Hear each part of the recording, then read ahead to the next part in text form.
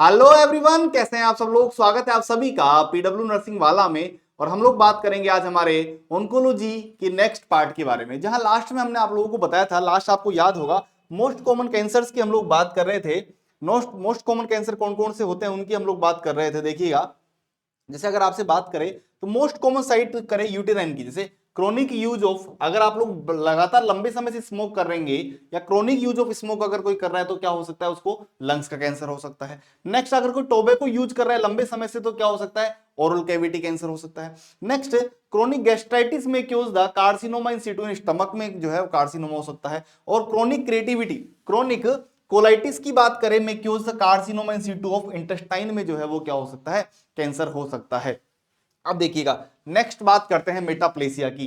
The permanent changing of one type of adult tissue into the another type of tissue, कि भैया एक tissue का दूसरे tissue में बदल जाना। जैसे मान लीजिए टिश्यू ऐसा है और ये बदलकर अब साइज बदलकर ऐसा हो गया, एक टिश्यू का दूसरे टाइप के टिश्यू में बदल जाना क्या कहलाता है, मेटाप्लेसिया कहलाता है। Metaplasia present within the cancer और विदाउट कैंसर, की मतलब ये नॉर्मली भी होता है, कैंसर हो तो भी और नहीं हो तो भी होता है मेटाप्लेसिया। अब जैसे इसके भी कुछ टाइप से यूरिनरी ब्लैडर ट्रांजिशनल एपिथेलियम जो यहां प्रेजेंट होता है। हाँ, उसके अलावा लंग्स में alveoli mucus secreting ciliated columnar और stratified epithelium. Next, lower oesophagus की बात करें तो यहां पर आपका बात करें जो एचसीएल की वजह से कोलुमनार जो स्ट्रेटिफाइड एपिथेलियम टिश्यू है, बैरेट्स इसोफेगस, यहां पर भी जो है मेटाप्लेसिया प्रेजेंट होता है। नेक्स्ट बात करते हैं इन्वेशन। इन्वेशन का मतलब होता है भैया एक जगह से दूसरी जगह पर क्या होना, ट्रांसफर होना। Malignant tumours have a property to infiltrate surrounding tissues often closely adhering to the tumours cell. जैसे मान लीजिएगा यहां पर एक जगह सेल ट्यूमर है, मान के चलिएगा यहां पर जैसे ये सेल्स हैं, ये सेल्स के टाइप हैं, और एक सेल में मान लीजिए ट्यूमर ग्रोथ हो रही है, इस सेल में ट्यूमर ग्रोथ हो रही है। अब इस ट्यूमर ग्रोथ का क्या होना, फैलना, यहां से यहां जाना, इस सेल को जो आसपास की सेल्स हैं उनको भी क्या करना, उनको भी प्रोलिफिकेट करना, उनको भी इन्फिल्ट्रेट करना, उनमें भी क्या करना, कैंसर टिश्यू का टाइप ट्रांसमिशन करना क्या कहलाता है, इन्वेजन कहलाता है। In contrast, benign tumours typically remain in the contained within the capsule, की भैया जो बिनाइन ट्यूमर है वो पर्टिकुलर एक जगह पर ही होते हैं। जैसे ये मान लीजिए बिनाइन ट्यूमर है तो पर्टिकुलर एक जगह पर होगा, एक से दूसरी जगह पर नहीं जाएगा। लेकिन जब मेटा मेलिग्नेंट की बात करते हैं तो मेलिग्नेंट में क्या पाया जाता है, इन्वेशन पाया जाता है।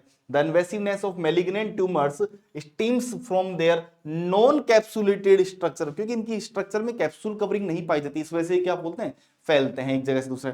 And lower calcium content with the reduce calcium level cells in malignant tumors exhibit decreased adhesiveness making them prone to detachment and invasion into the neighboring। भाई इसका मतलब क्या बोलना चाह रहा है, देखो इन्वेशन क्यों होता है, invasiveness of malignant stems from the non capsulated layer, पहली बात उनके अंदर नॉन कैप्सुलेटेड लेयर है।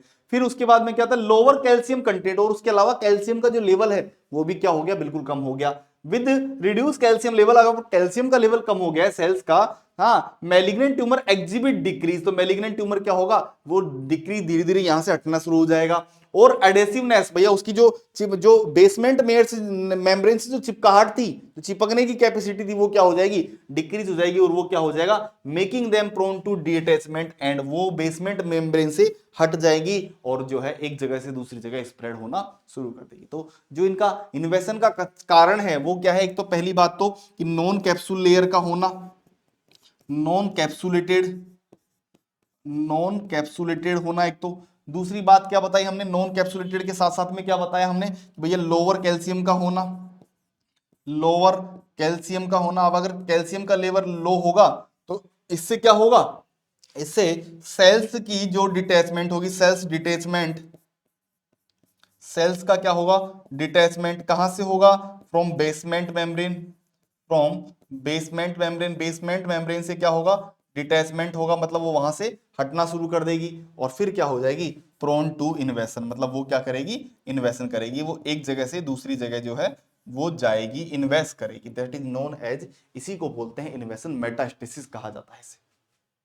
नेक्स्ट, अब अगर बात करें हम लोग मेटास्टेसिस, या अगर बात करें 20 डिपोजिट ट्यूमर इंप्लांट, देखिएगा इसका मतलब क्या है, समझिएगा, बात समझिएगा। Spread of tumour into the distance organ which are usually unattached to the primary growth, कि भैया जैसे मान लीजिए जैसे मेरे यहां पर ट्यूमर है, अब ये दूसरी यहां से ट्यूमर का स्प्रेड होकर किसी दूसरी जगह पर चले जाना है, दूसरे ऑर्गन के पास चले जाना जो कि अटैच नहीं है फिर भी वहां पर जा रहा है, वो क्या कहलाता है? मेटास्टेसिस कहलाता है। बिनाइन ट्यूमर्स के अंदर ये कैपेबिलिटी नहीं होती, मेटास्टेसिस नहीं पाया जाता उनमें। एक पर्टिकुलर अगर जगह पर ट्यूमर है तो वो ट्यूमर वहीं रहेगा, उनके अंदर स्प्रेडिंग कैपेसिटी नहीं होती है। Only malignant tumours are capable to metastasise. भैया मैलिग्नेंट ट्यूमर्स के अंदर क्या होता है? केवल केवल कैपेसिटी होती है किसकी? मेटास्टेसिस की। Most common target organ of metastasis जो है वो कौन सा होता है? लंग्स की। जैसे मान लीजिए मेरे अगर यहाँ ट्यूमर हो भी रहा है तो मेरा जो ट्यूमर है वो यहां से कहां जा सकता है? वो मोस्ट कॉमन साइट कौन सी होती है? लंग्स के अंदर जाने के पूरे पूरे चांसेस होते हैं। Cancer of GIT organs metastasised metastasis through the portal vein into the liver. वो पोर्टल वेन के थ्रू जो है वो ट्यूमर जो है वो जाता है। और most common route of metastasis कौन सा होता है? लिम्फ नोड होता है। यहाँ पर तीन जो है लिम्फेथेटिक नोड्स, जो लिम्फेथेटिक वेसल्स होती है वो होता है। और यहाँ पर 3-4 सवाल बनते हैं। एक तो मोस्ट कॉमन टारगेट ऑर्गन कौन सा होता है मेटास्टेसिस का? लंग्स होता है। मोस्ट कॉमन रूट कौन सा होता है? लिम्फेथेटिक। और कैंसर का जो जीआईटी है वो किसके थ्रू होता है? वो पोर्टल वेन के थ्रू जो है, लिवर वेन के थ्रू जाता है। अब बात करते हैं रूट ऑफ मेटास्टेसिस। मेटास्टेसिस के रूट क्या क्या होते हैं? मतलब मेटास्टेसिस जो फैल रहा है, स्प्रेडिंग हो रही है, वो किधर किधर से जाएगी? जैसे पहला तो बाय लिम्फेथेटिक, मतलब ये मोस्ट कॉमन रूट होता है कि जो मेटास्टेसिस फैल रहा है वो किसके द्वारा जाएगा? बाय लिम्फ के द्वारा। ये सबसे मोस्ट कॉमन रूट होता है। और इसमें कौन सा आता है? कार्सिनोमा मेटास्टेसिस बाय लिम्फोटिका के द्वारा जो है वो स्प्रेड होता है। दूसरा होता है बाय द टिश्यू स्पेस के द्वारा, बाय टिश्यूज के बीच में गैप है तो गैप में से पास हो जाएगा। तीसरा बाय ब्लड स्ट्रीम, की ब्लड के थ्रू भी जो है वो पास हो सकता है। चौथा बाय नेचुरल पैसेज, जैसे इसोफेजियल जो कैंसर है ये ट्रांसमिट होता है बाय इसोफेगस से कहां? स्टमक से गैस्ट्राइटिस कैंसर। फिर या जैसे नॉर्मल रूट हो सकता है ट्रेकिया से ब्रोंकाई से लंग्स, या फिर किडनी से यूरेटर से ब्लैडर। ये नॉर्मल रूट है या वैसे भी रूट है? तो भैया जैसे एक जगह अगर कैंसर होगा या ट्यूमर है तो वो स्प्रेड होकर दूसरी जगह भी जा रहा है। ये नॉर्मल रूट्स होते हैं मेटास्टेसिस के। अब बात करते हैं कुछ अलग अलग ट्यूमर्स के टाइप्स की बात करते हैं। जैसे एपिथेलियल टिश्यू का है ट्यूमर, तो ये कैसा ट्यूमर होता है? बिनाइन ट्यूमर होता है, जैसे papilla like structure, malignant tumour में नहीं है। नेक्स्ट इसके भी कुछ है, जैसे स्क्यूमस एपिथेलियम, ग्लैंडुलर एपिथेलियम और लिवर। अगर मान लीजिए स्क्यूमस एपिथेलियम का कैंसर होगा तो उसका नाम क्या रख देंगे? स्क्यूमस पेपिलोमा। अगर ग्लैंडुलर का होगा तो उसका नाम, भाई ग्लैंड्स का अगर कैंसर है कार्सिनोमा तो उसका नाम क्या रख देंगे? एडिनोमा। और अगर लिवर सेल्स का अगर है तो उसको कौन सा? बिनाइन ट्यूमर, तो उसको बोलते हैं हिपेटोसेलुलर एडिनोमा। लेकिन अगर इनका मैलिग्नेंट है तो नाम बदल जाएगा। जैसे अगर स्क्यूमस एपिथेलियम टिश्यू का मैलिग्नेंट ट्यूमर है तो उसका नाम होगा स्क्यूमस सेल कार्सिनोमा। अगर ग्लैंडुलर का है तो एडिनोमा कार्सिनोमा बोलते हैं। यहां पर देख लीजिए, क्योंकि मैलिग्नेंट ट्यूमर का नाम है कार्सिनोमा और यहां बोलते हैं कोमा। तो एडिनोमा, पेपिलोमा, जब भी कोमा आ जाए तो याद रखिएगा ट्यूमर कौन सा होगा? बिनाइन। और अगर कार्सिनोमा आ रहा है तो फिर वो क्या होगा? Carcinoma. It means malignant tumour को रिप्रेजेंट करते हैं। नेक्स्ट आपका मेसेंकाइमल सेल, जैसे आपका कनेक्टिव और मस्कुलर की बात करें तो ब्लड अगर होगा तो ब्लड को ल्यूकेमिया बोलते हैं। ब्लड अगर है तो उसमें जो मैलिग्नेंट कैंसर होता है उसको बोलते हैं ल्यूकेमिया। सेम जैसे कार्टिलेज का होगा तो कार्टिलेज का अगर बिनाइन ट्यूमर है तो मैंने बोला था कोमा को याद रखिएगा तो कोंड्रोमा। और अगर यहां पर है तो कोंड्रोमा सार्कोमा, क्योंकि याद रखिएगा मेसेंकाइमल सेल्स के जो कैंसर होते हैं उसको क्या बोलते हैं? सार्कोमा बोलते हैं। कार्सिनोमा किसको बोलते हैं हम लोग? एपिथेलियल को। क्लियर है? चलिए बोन्स का अगर होगा तो, अगर बिनाइन ट्यूमर होगा बोन्स का तो ओस्टियोब्लास्टोमा, लेकिन अगर मैलिग्नेंट होगा तो ओस्टियोसार्कोमा बोल देंगे। स्मूथ मसल्स का अगर कैंसर होगा, अगर बिनाइन होगा तो लियोमायोमा और लियोमायोसार्कोमा हो जाएगा मैलिग्नेंट। अगर स्केलेटल मसल्स का कैंसर बोल रहे हैं बिनाइन तो क्या बोलेंगे? रेब्डोमायोमा। लेकिन अगर जो है उनका मैलिग्नेंट होगा तो रेब्डोमायोसार्कोमा। यह सवाल आते हैं बहुत सारे, भैया इनके बिनाइन ट्यूमर को क्या कहते हैं, इनके मैलिग्नेंट ट्यूमर को क्या कहते हैं? लिस्ट बना के लाए आप लोगों के लिए। लिम्फ वेसल्स के जो बिनाइन ट्यूमर होते हैं उसको बोलते हैं लिम्फ एंजियोमा, जबकि लिम्फ का अगर मैलिग्नेंट है तो लिम्फ एंजियोसार्कोमा कहते हैं उसे। नेक्स्ट है एडिपोज, और एडिपोज का जो अगर बिनाइन है तो लिम्पोमा और अगर मैलिग्नेंट है तो लिपोसार्कोमा कहते हैं उसे। ये पूरे टेबल है, याद रखिएगा। यहां से क्वेश्चंस जो है बहुत सारे पूछे जाते हैं, लगभग हर लाइन से एमसीक्यू बनता है। यहां पर हर लाइन से बहुत इंपॉर्टेंट स्लाइड है, सबसे इंपॉर्टेंट स्लाइड है ये मानता हूं मैं। यहां से क्वेश्चंस, बहुत सारे क्वेश्चंस जो है वो बनते हैं। नेक्स्ट अब मान लीजिए जैसे फीचर्स की बात करते हैं, कैप्सूल और जैसे मैलिग्नेंट और बिनाइन के बीच में क्या डिफरेंस है, क्या क्या फीचर्स है। जैसे कैप्सूल, तो यहां पर बिनाइन ट्यूमर कैसा होता है, कैप्सुलेटेड, जबकि मैलिग्नेंट कैसा होता है, नॉन कैप्सुलेटेड। नेक्स्ट है रेट ऑफ ग्रोथ, तो बिनाइन ट्यूमर की रेट जो है वो बहुत स्लो होती है, जबकि मैलिग्नेंट बहुत जल्दी से ग्रो करता है। आप देखिएगा कैंसर तुरंत जो है स्टेज बदलेगा, फर्स्ट स्टेज सेकंड स्टेज से बदलता हुआ तुरंत चला जाएगा। नेक्स्ट है इन्वेशन, इन्वेशन में इसके अंदर एब्सेंट होता है, मतलब मेटास्टेसिस नहीं होता, एक जगह से दूसरी जगह नहीं जाता, जबकि इसमें प्रेजेंट होता है। मेटास्टेसिस होता है, ये एक जगह से दूसरी जगह प्रोलिफरेट करता है। मेटास्टेसिस यहाँ पे एब्सेंट बताया, जबकि यहाँ पर क्या है, यहाँ पर प्रेजेंट होता है। नेक्स्ट हमने बताया 2 डिग्री चेंजेस, मतलब नेक्रोसिस होता है, हेमरेज डिस्चार्ज यहाँ पर एब्सेंट होता है, जबकि इनमें प्रेजेंट होगा। नेक्स्ट हमने आपको बताया प्रोग्नोसिस, मतलब इसका जो पता लगाने का तरीका है वो बहुत अच्छा है, जल्दी पता लग जाता है, इसका नहीं पता लग पाता। और लास्ट में है रिक्योरेंस, मतलब वापस से हम जो है वो उसको रिमूव कर पा रहे नहीं कर पा रहे। रिकरेंस मतलब वापस से वो उतनी जल्दी वापस तो नहीं आ जा रहा कहीं, तो रीअकरेंस इसका नहीं होता, मतलब एक बार अगर आपने बिनाइन ट्यूमर को रिमूव कर दिया तो वापस से नहीं आएगा। लेकिन जबकि मैलिग्नेंट को आप कितना ही उनको रिमूव कर लो वो वापस से रीअकर होता है। नेक्स्ट अब देखिएगा, अब बात करेंगे ग्रेडिंग के बारे में। ग्रेडिंग क्या होती है, मतलब हम लोग डिवाइड कर रहे हैं किसको, कैंसर की स्टेज को। Grading refers to the type of tissue from the which tumour is originated, मतलब किससे ट्यूमर जो है ओरिजिनेट हुआ है, and the degree at which the tumour cells retain, कि किस स्टेज पर जो है कैंसर है, किस स्टेज पर अब तक वो फैल चुका है। Cytological, histological, functional feature at the normal tissue. अगर मान लीजिए ग्रेड फर्स्ट का है तो इसका मतलब है सेल्स अभी वेल डिफरेंशिएटेड है, मतलब सेल्स जो है वो अभी इजीली जो है वो आइडेंटिफाई हो रही है, वेल डिफरेंशिएटेड है, सब अलग अलग है। ग्रेड 2 अगर कैंसर है तो मतलब मिड डिफरेंशिएटेड सेल्स, मतलब ज्यादा वो नहीं है लेकिन मिड डिफरेंशिएटेड। स्टेज फर्स्ट देख लीजिए आप यहां पर, ये स्टेज सेकंड देख लीजिए, मिड डिफरेंशिएटेड। थर्ड का मतलब होता है मॉडरेट डिफरेंशिएटेड, मतलब जिनमें विभिन्नताएं जो है वो मैं बोलूं कि कम है। यहां पर इजीली विभिन्न सारी सेल्स जो है वेल डिफरेंशिएटेड थी, सब में विविधता थी। यहां पर कम हो गई तो आपस में इस तरीके से हो गया, मतलब हम लोग रिकॉग्नाइज नहीं कर पा रहे थे।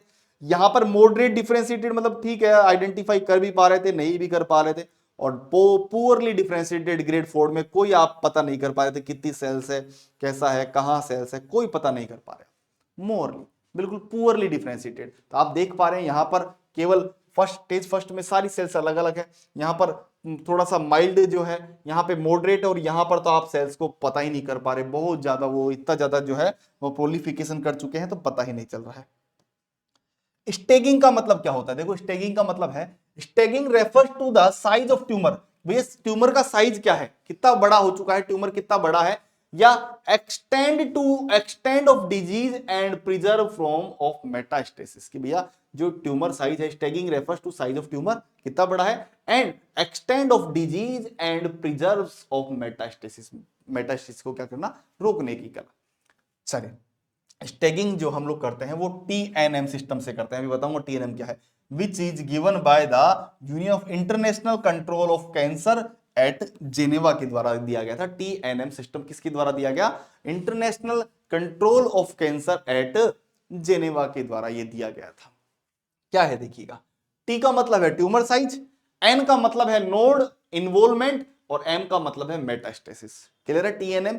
अब देखो T का मतलब है TO का मतलब है नो एविडेंस ऑफ कैंसर। अगर T0 बता रहे हैं, T0 का मतलब है कि T0 का मतलब क्या होता है कि कोई कैंसर नहीं है, कोई कैंसर नहीं है, नो एविडेंस ऑफ कैंसर। अब अगर कैंसर नहीं है तो नो लिम्फ नोड इन्वॉल्व, कोई लिम्फ नोड भी इन्वॉल्व नहीं होगा और कोई मेटास्टेसिस भी नहीं होगा। तो इस अगर ऐसा है तो T0 कैटेगरी हम लोग बोलते हैं, ठीक है, नॉर्मल पर्सन T0 कैटेगरी में आता है।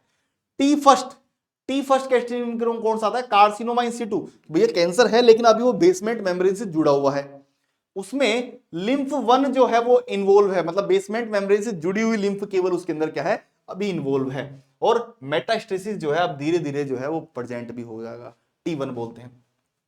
T अब देखो T1 को बोलेंगे ट्यूमर साइज जो है वो अप टू 2 सेंटीमीटर हो रहा है। N2 में क्या बोलते हैं, N2 को मतलब second mode of more than 2 lymph node involve हो चुकी है और मेटास्टेसिस तो होगा ही होगा। T2 में क्या होगा, 2 to 3 सेंटीमीटर की ट्यूमर हो गई है। T3 में 3 to 5 और T4 में 5 सेंटीमीटर से भी ज्यादा हो गई है और यहाँ पर नोड्स जो है वो इन्वॉल्व हो चुकी है 3 से ज्यादा और मेटास्टेसिस प्रेजेंट है। तो TNM का मतलब ट्यूमर, उसके अलावा N का मतलब होता है नोड्स इन्वॉल्वमेंट और M का मतलब है मेटास्टेसिस, जो आप लोगों को पता है। अब आगे बात करते हैं। नेक्स्ट देखिएगा, स्टेज फर्स्ट जो है इसका मतलब है T1 N0 M0, मतलब 70 से 90% ऐसा होता है। 5 ईयर सर्वाइवल चांसेस जो है वो होते हैं इसमें, 90 से कितने, 70 से 90% जो है वो होते हैं और इसमें सर्वाइवल चांसेस इतने हैं इसमें। स्टेज सेकंड है अगर T2 है N1, मतलब नर्व 1 इन्वॉल्वमेंट है और मेटास्टेसिस 0, तो 50 to 70% 5 year.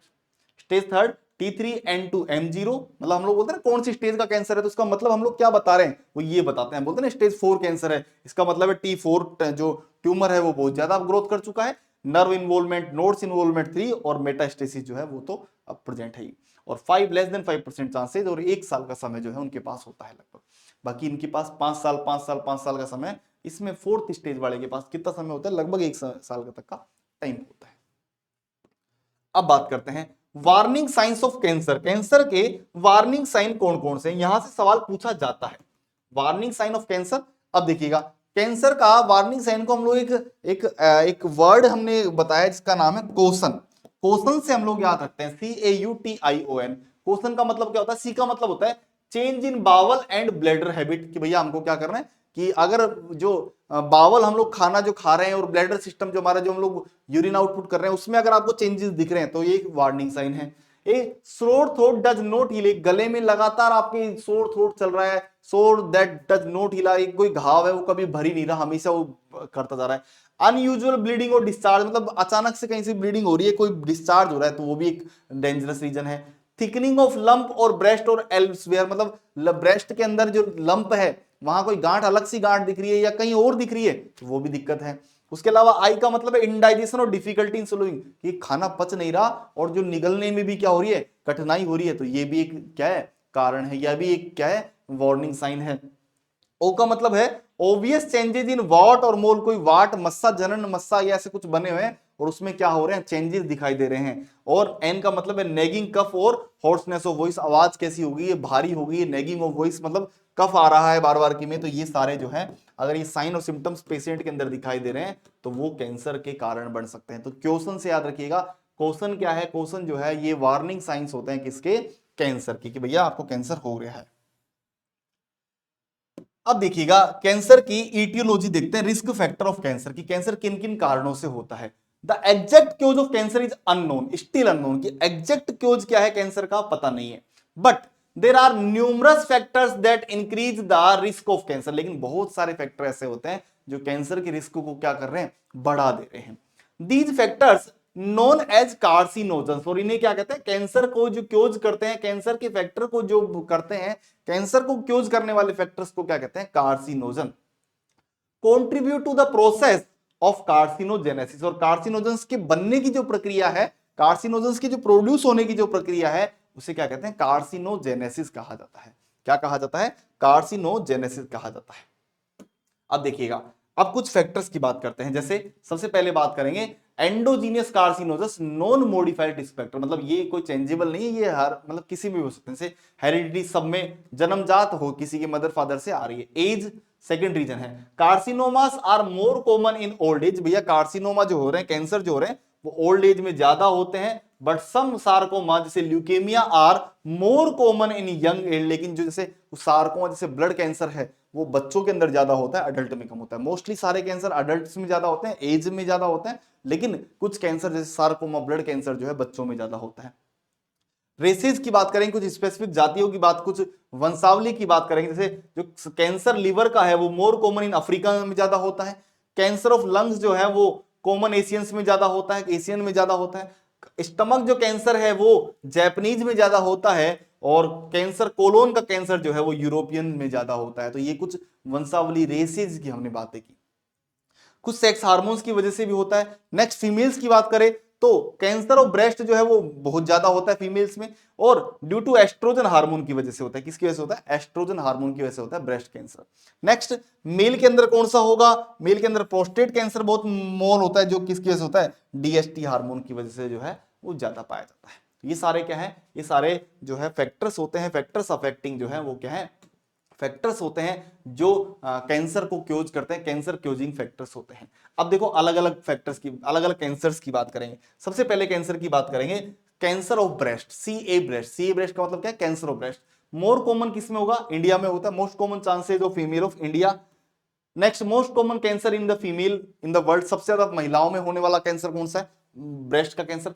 Highest rate of death by the cancer in female in India, मतलब सबसे ज्यादा जो डेथ रेट हो रही है कैंसर की वजह से वो फीमेल की, highest rate of death by the cancer, cancer के द्वारा जो डेथ हो रही है उसमें सबसे ज्यादा किसके द्वारा होती है, ब्रेस्ट के द्वारा। Highest rate of death by the cancer in female in the world, और वर्ल्ड में भी जो महिलाओं की कैंसर की वजह से डेथ हो रही है वो उसमें सबसे ज्यादा पहले नंबर किसकी वजह से, ब्रेस्ट की वजह से कैंसर। नेक्स्ट कैंसर, लंग्स के कैंसर की बात करेंगे तो most common cancer in the male in the world कौन सा होता है, लंग्स का cancer. Highest rate of death by the cancer in the India, India में और वर्ल्ड में भी बोला तो कौन सा, किसकी वजह से हो रहा है, मेल्स की डेथ किसकी वजह से हुई है, कैंसर में अगर बात कर रहे हैं तो वो कौन सा, लंग्स की वजह से, लंग्स की वजह से। देखो अब सी लंग्स की बात कर ली, उसके अलावा see prostate, most common cancer in male in India, India के अंदर भी प्रोस्टेट भी होता है ना। तो ये सारे हमने कुछ कैंसर्स की बात करी। नेक्स्ट हम लोग आगे उसके अलावा और भी बहुत सारे बातें करेंगे, जैसे कुछ कार्सिनोजेंस की और बात करेंगे, फिजिकल, केमिकल, बायोलॉजिकल जो फैक्टर्स है उनकी भी बातें करेंगे। पर यहां तक हम लोगों ने फैक्टर्स की बात बताई, एज बताई, रेशियल बताए, है ना, हार्मोन्स की बातें की, उसके अलावा अलग अलग टाइप के ट्यूमर्स की बात की, बिनाइन ट्यूमर को कहां पर क्या कहते हैं, मैलिग्नेंट ट्यूमर को कहां पर क्या कहते हैं। उम्मीद है आप लोगों को सब कुछ क्लियर होगा। नेक्स्ट पार्ट में हम लोग इसके बारे में और बहुत सारी बातें करेंगे। Till then thank you so much, bye bye, take care.